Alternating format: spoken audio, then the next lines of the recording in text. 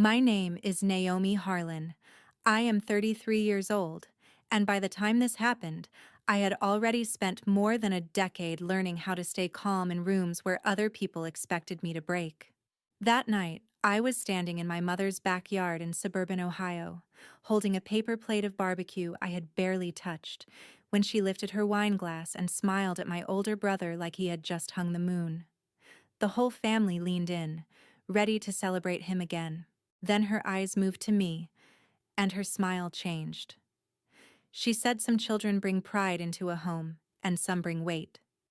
She said I had made choices that turned me into a burden no one should have to carry. A few people laughed under their breath.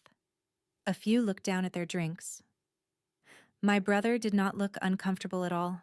He smirked and told me that if I was really that useless, I should stop pretending I belonged there and leave the house. I remember the way the air went tight after that, like even the music from the patio speakers sounded embarrassed. I did not argue. I did not cry. I just stood there while every face around me waited to see if I would finally become the problem they had already decided I was. Then the television near the grill cut away from the game.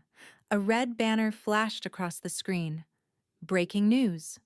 My photo appeared before anyone in that yard could take back a single word. The room went silent so fast it felt violent. My mother's hand started shaking. My brother's face lost all its color.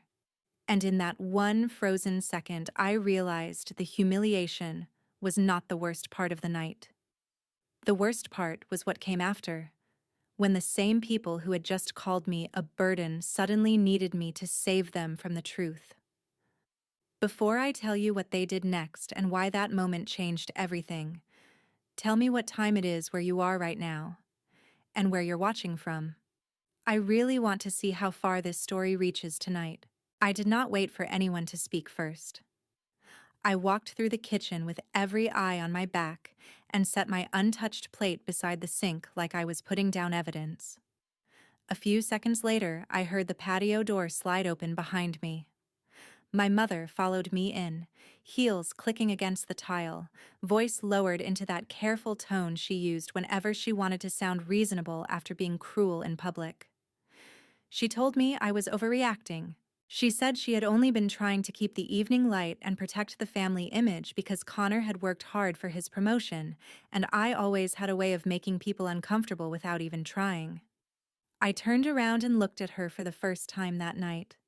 The woman standing in front of me was Patricia Harlan, the same mother who could organize a church fundraiser in 2 days, remember every neighbor's birthday, and still somehow forget every milestone that had ever mattered to me. I asked her one question. If I was such a burden, why did she always want my silence more than my absence? She had no answer for that. She just crossed her arms and told me not to start something in her house. That phrase almost made me laugh because even after everything, she still called it her house, even though I had paid for part of the roof and most of the furnace repair years ago. I left her standing in the kitchen and walked toward the hallway where the family photo wall ran from the front door to the stairs. It was one of those suburban American displays people brag about when guests come over. White frames, matching mats, smiling faces in coordinated clothes. Connor at 12 with a youth baseball trophy. Connor at 17 in a navy blazer. Connor at 25 shaking hands with a regional vice president. Connor and mom at a charity golf event. Connor and dad at a Browns game. Connor at Thanksgiving carving the turkey like he had discovered fire. I stood there for a full minute and realized there was not a single framed photo of me anywhere on that wall. Not one from basic training, not one from my commissioning ceremony, not one from the deployment where my unit received a commendation. It was like I had never lived there, like I had been edited out of the family and replaced by a cleaner story. I asked my mother where my photos were. She hesitated for half a second, then said she had put some things away during a remodel because the hallway was getting crowded. Crowded. That word hit me harder than the insult outside. I went upstairs without another word and climbed the pull-down ladder to the attic. The heat up there felt brutal. thick and stale, the kind that sticks to your skin and makes cardboard smell like mildew and dust. I used the flashlight on my phone and started opening plastic bins. Christmas ornaments, old school papers, Connor's Little League trophies wrapped in newspaper like fine china. Then, in the far corner, half hidden behind a broken lamp and a box of patio cushions, I found a taped bin with my name written on the side in black marker. Naomi. That was it. No label like keepsakes or awards. Just my name. Like lost property. Inside were the pieces of a life my family had never wanted on display. My state marathon medal from high school. A challenge coin from my unit. A folded letter from a federal coordinator thanking me for work I could not even publicly discuss at the time. An old baseball cap from a joint emergency response exercise. A clipping from a local paper about a scholarship I had won. Everything was thrown together without order, tucked next to dead batteries, cracked picture frames, and a broken snow globe from one of Connor's college trips. I sat on the floorboards with that bin in front of me and felt something colder than anger move through me. It was clarity. They had not forgotten me. Forgetting is careless. This took effort. They had packed me away. They had made space for the son they liked, and storage for the daughter who did not fit the version of family they wanted the world to admire. When I finally stood up, I took the marathon medal and the challenge coin with me. I slipped both into my pocket and looked around that attic one last time. That was the moment I understood something I should have learned years earlier. My family did not need me to fail. They only needed me to stay unseen.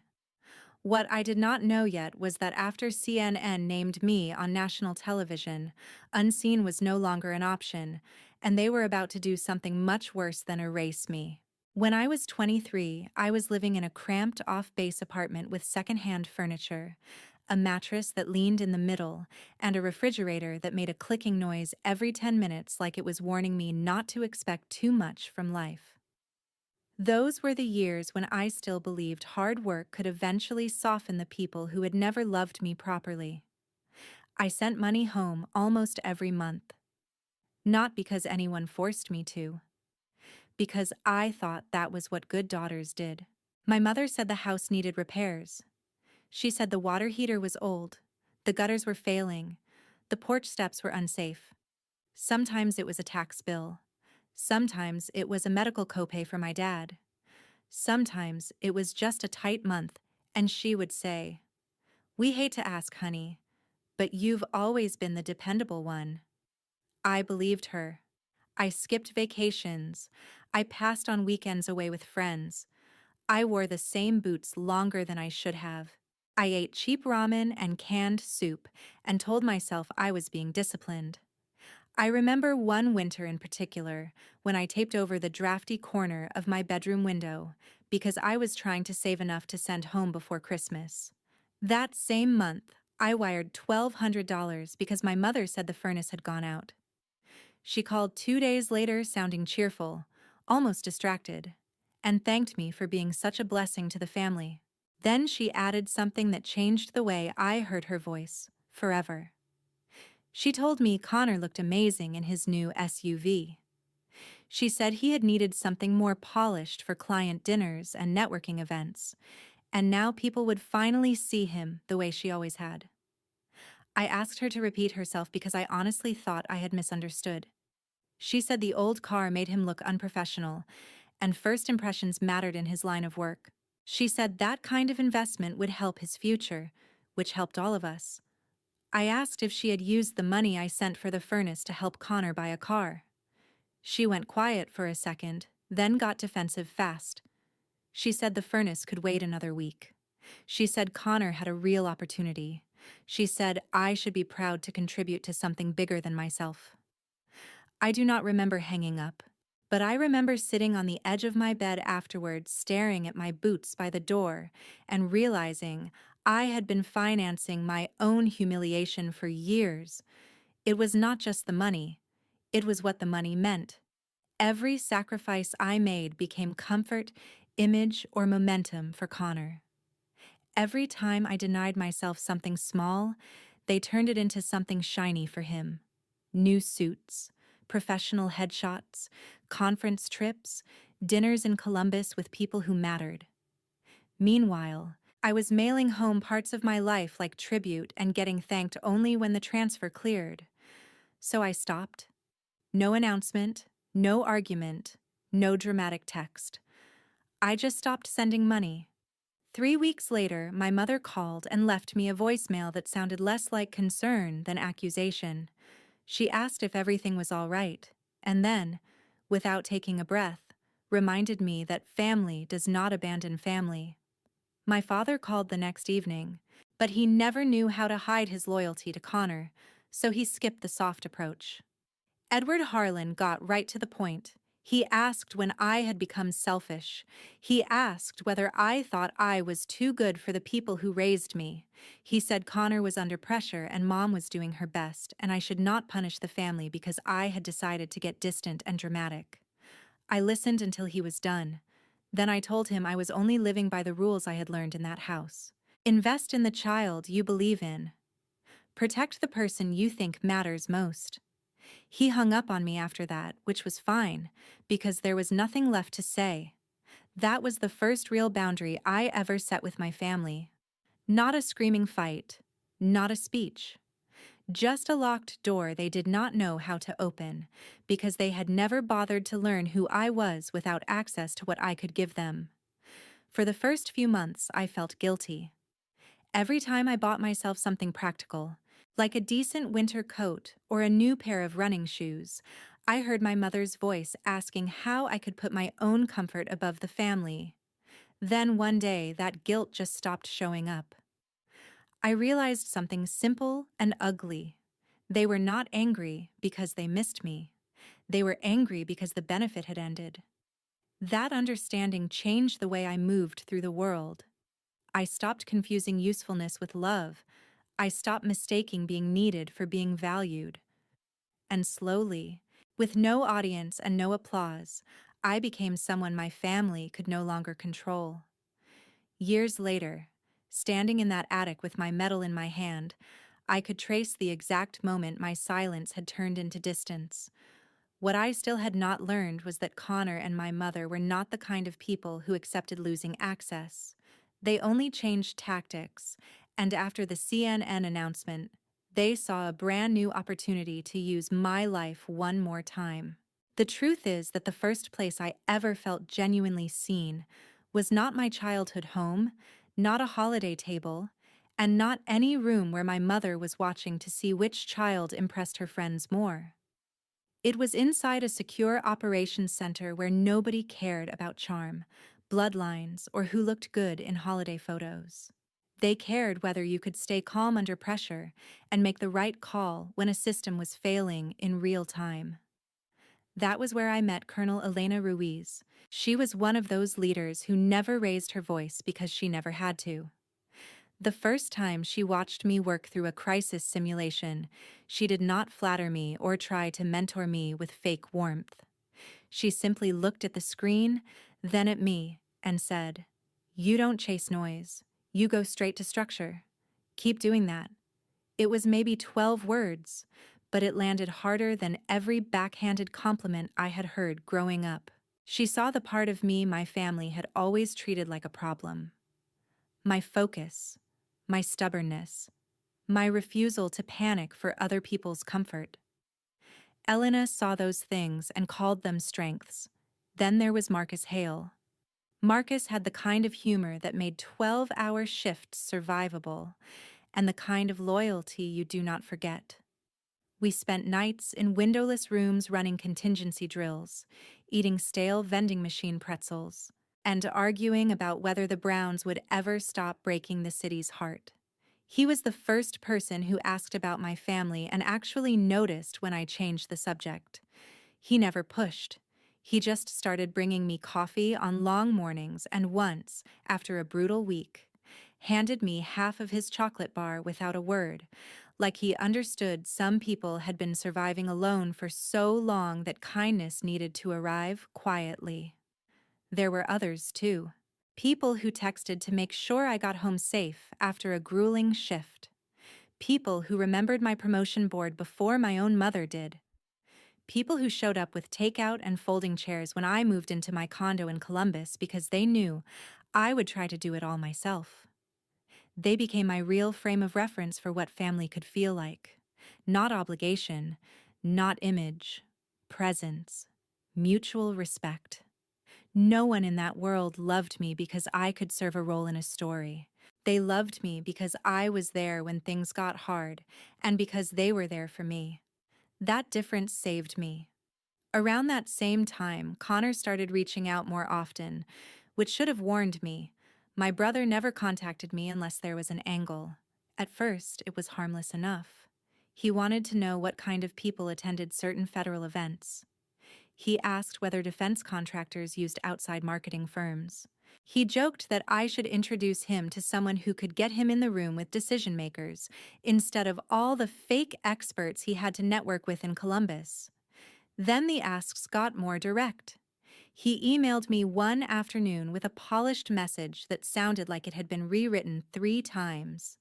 He said his company was pursuing a communications contract tied to public emergency preparedness and wondered whether I could put in a good word with someone in Washington. No concern about how I was doing. No mention of the years he had watched our mother treat me like an afterthought. Just a request. I deleted it without replying. A month later, he called and left a voicemail telling me not to be difficult, that this was how family helped each other. I listened to it while sitting in my car outside the office and felt almost nothing. That was new, not numbness, freedom. I had spent so many years hoping one of them would speak to me like I mattered that I had not realized how peaceful it would feel when their approval stopped being a living need. I blocked Connor's number that day. I did not make an announcement. I did not tell my mother. I just removed one more open channel to a house that had always treated me like a backup plan. If the story had ended there, maybe I could have kept them far enough away to avoid the next disaster.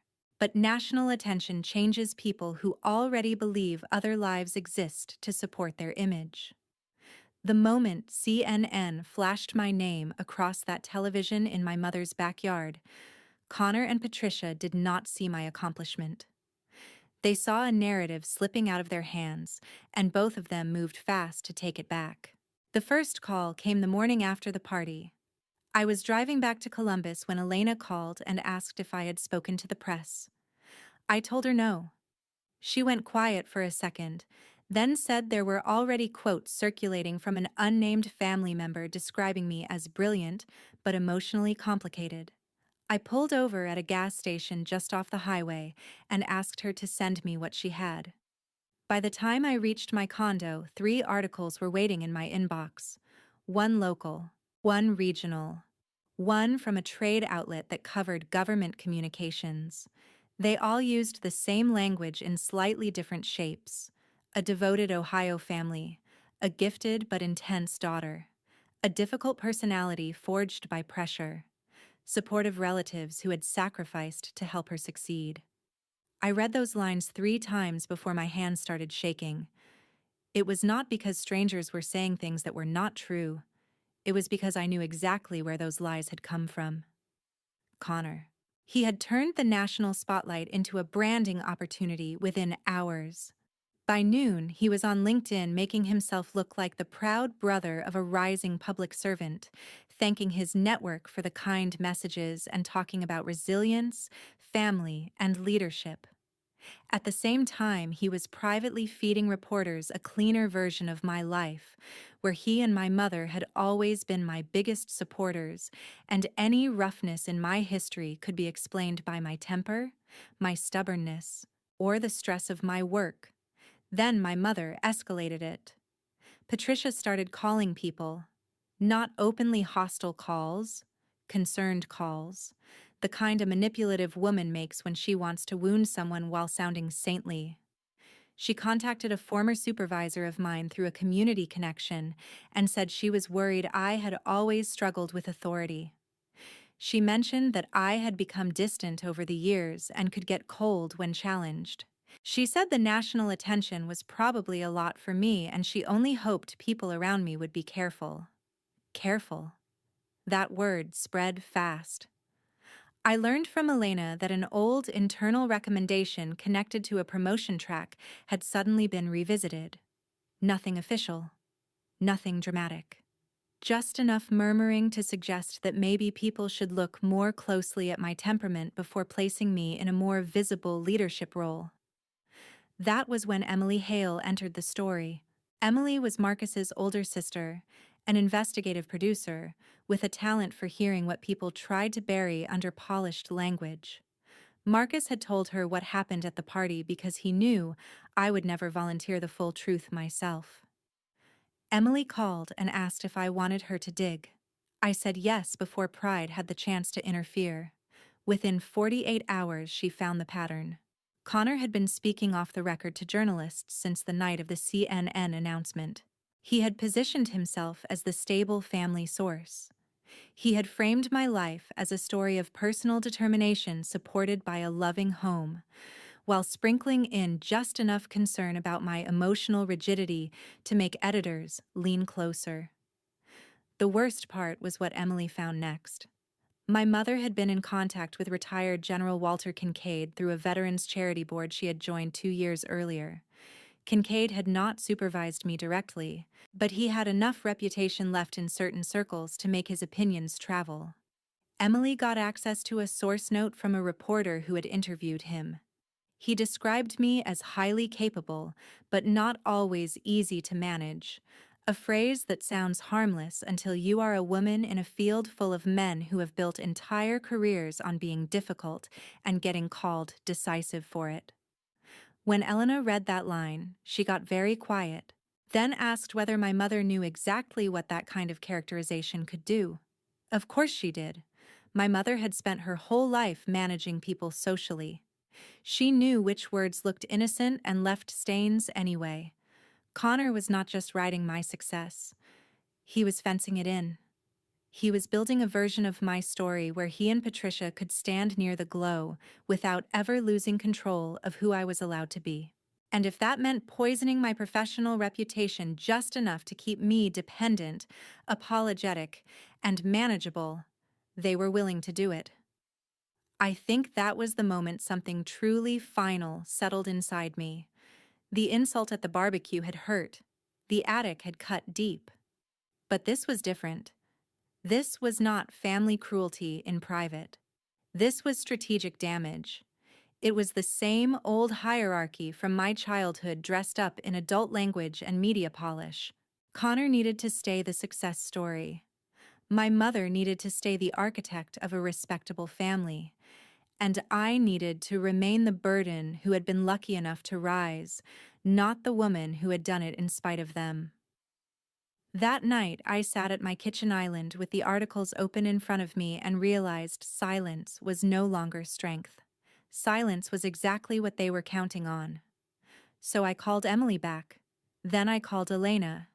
Then, after staring at my phone for a full minute, I called the only person I knew who could rip the digital cover off a lie and show me the structure underneath. Everyone knew him as Ghost.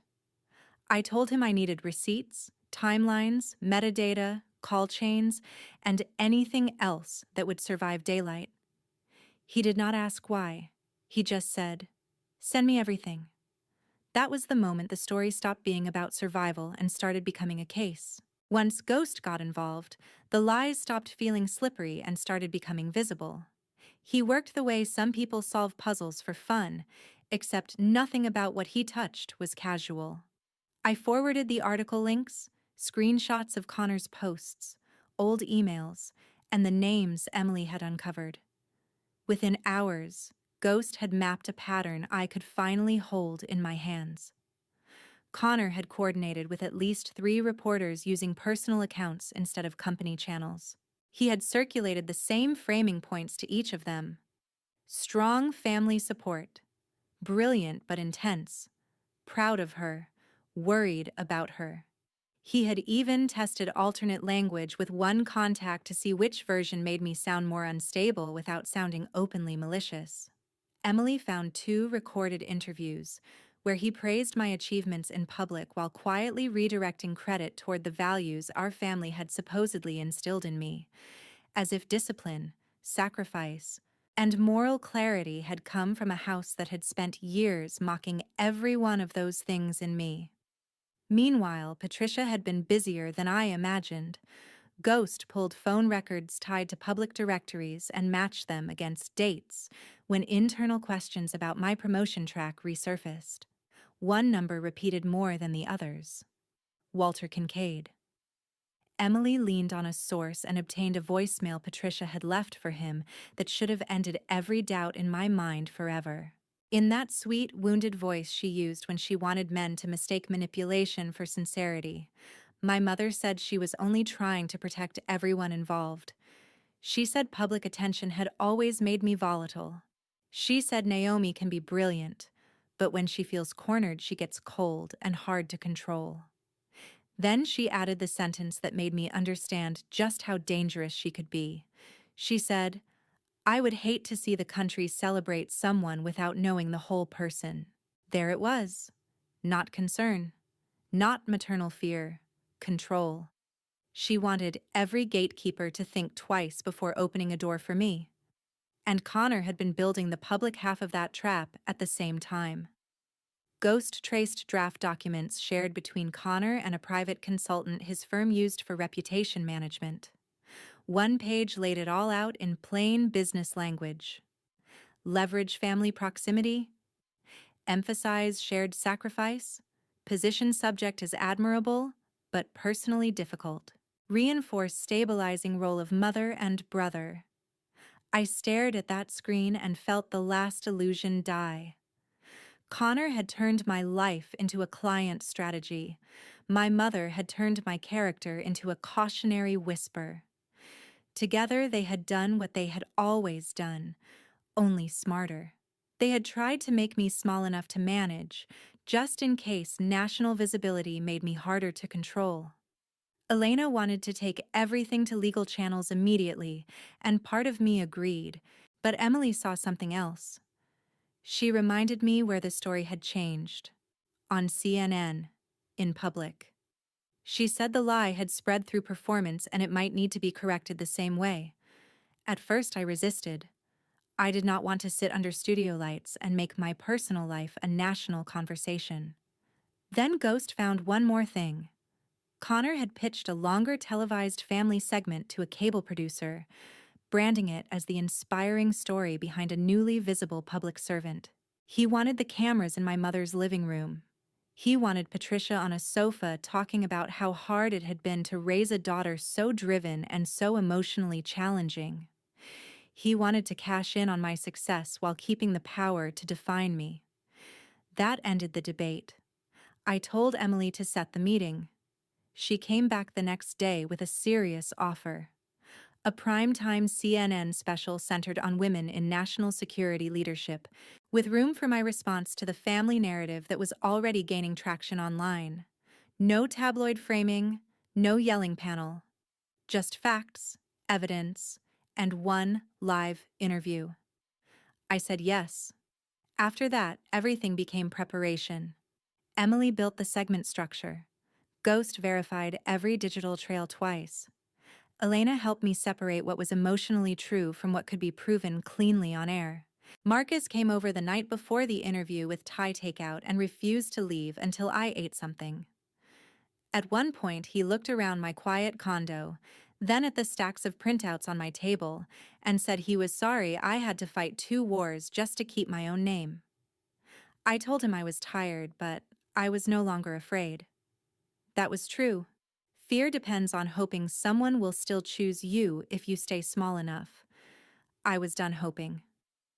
The next morning, before I left for the studio, I took the marathon medal and challenge coin out of my drawer and put them in my bag. Not for luck, for memory, for proof. The little girl who had stood in that hallway full of Connor's photos was not walking into that building alone. Every version of me they had tried to hide was coming with me, and for the first time in years, I was not going on camera to be understood. I was going to make sure they could never lie about me again. The studio was colder than I expected. Not emotionally, physically. The kind of over-air-conditioned cold that makes everyone drink too much coffee and talk faster than they should. Emily met me backstage, adjusted a stray piece of hair near my temple, and asked one last time if I was sure. I told her I had never been more sure of anything. When the red light came on, the anchor began with the public version of my story, the promotion, the responsibility, the sudden attention. Then she shifted to the reporting that had emerged in the days after and asked, carefully, whether the image being built around my family reflected reality. I could have answered with a sentence. I could have protected my privacy and let the audience fill in the rest. Instead, I opened the folder in front of me and told the truth, the way truth deserves to be told when other people have spent years rehearsing lies. I described the barbecue. I described being called a burden in my mother's backyard. I described the photo wall, the attic, the years of financial support turned into advancement for Connor. Then Emily's package rolled. On screen, viewers saw timelines, article drafts, and excerpts from the private strategy memo Connor had used. They heard the voicemail Patricia left for Walter Kincaid. They saw the email language that framed me as impressive but unstable. Nothing was sensationalized. That was the beauty of it. It did not need drama. The facts were enough. When the anchor came back to me, she asked the question nobody in my family had ever asked honestly. What did all of that cost you? I answered without looking away. It cost me years of confusing achievement with worth. It cost me a version of family I kept trying to earn from people who only valued me when they could control the story. But I also said something else. I said the cost ended when I stopped agreeing to disappear for their comfort. That was the line everyone clipped afterward. But the real turning point happened 30 minutes later when the network aired a statement from Connor's employer confirming an internal ethics review had already begun based on new reporting. By the end of the week, he was gone. Officially, it was for violations of professional standards and unauthorized media coordination. Unofficially, nobody in that industry wanted the guy who had tried to turn his own sister's public service into a reputation management scheme. He lost the job, the accounts that had followed him personally, and the polished image he had spent a decade building. The same people who used to praise his instincts started pretending they had always found him slick. Patricia's fall was slower, but in some ways harsher. Social circles like hers survive on curated moral authority. Once people heard that voicemail and saw how deliberately she had tried to wound her own daughter while sounding protective, the room around her changed. The church board asked her to step back. The PTA mothers stopped returning her calls. The charity luncheon she had spent months planning moved forward without her name on the invitation. Women who had once borrowed centerpieces and recipes from her suddenly remembered other places to sit. She did not lose a paycheck. She lost an audience. For a person like my mother, that was the deeper punishment. My father called exactly once after the interview aired. He did not defend Connor. He did not defend Patricia. He just said he never thought it would go this far. I told him things always go this far when good people stay quiet because a mess is easier to live with than the truth. Then I wished him well and ended the call. That was the last conversation we had. A few days after the broadcast, I was offered a higher advisory role, the kind of title my mother would have used for the rest of her life in introductions if we had still been speaking. I turned it down. Not because I lacked ambition, because I finally understood that more visibility inside the same old system was not the only kind of victory. I took a portion of my bonus, added money I had saved for years, and partnered with Elena and a small board of people I trusted to launch the Harlan Bridge Initiative in Columbus. I kept the last name on purpose, not to honor my family, to reclaim something they had used like a weapon. We built the program for women in uniform, veterans in transition, and young leaders who had talent but no safe room to grow it in.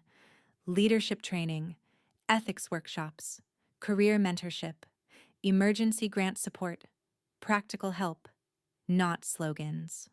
The first time I stood in front of a small group of women and told them they did not have to bleed for approval to be worthy of respect, I felt something inside me settle in a way no promotion ever had. Weeks later, my mother came to see me, not at my condo, at the office. She looked older, quieter, and far less certain than the woman who had once controlled every room with a smile and a casserole dish. She did not ask for forgiveness. Maybe for the first time in her life, she knew better than to ask for something she had not earned. She opened her purse and handed me a small velvet pouch. Inside was my old marathon medal. The ribbon had been smoothed out. The medal had been polished. She said she found it in the attic after I left that night, and realized she had spent years putting away every version of me she did not know how to explain. I told her I believed that was true. Then I closed my hand around the medal and thanked her for bringing it. That was all. No hug, no miracle reconciliation. Healing is not always reunion. Sometimes healing is simply refusing to keep carrying the weight of people who taught you to question your own value. After she left, I sat alone for a while with that medal in my hand and thought about the lesson buried inside all of it. Real family is not measured by blood, shared walls, or holiday photos. It is measured by who tells the truth about you when lying would benefit them more. It is measured by who stays kind when you have nothing convenient to offer. It is measured by who can celebrate your light without needing it to dim their own. If you grew up being treated like a burden, I want you to hear me clearly. You were never too much. You were just standing in rooms built by people who needed you to stay small so they could feel big. The answer is not to beg those rooms to change. The answer is to walk out, build a better one, and leave the door open for people who have spent too long outside. That is the lesson I carry now. Truth matters. Character matters. Chosen family matters. And the most valuable kind of leadership is the kind that helps other people feel seen, safe, and strong enough to become fully themselves. So if you have ever been dismissed, erased, or told your life was a weight others had to bear, let me ask you something. What would change if you stopped trying to earn a place at their table and started building your own?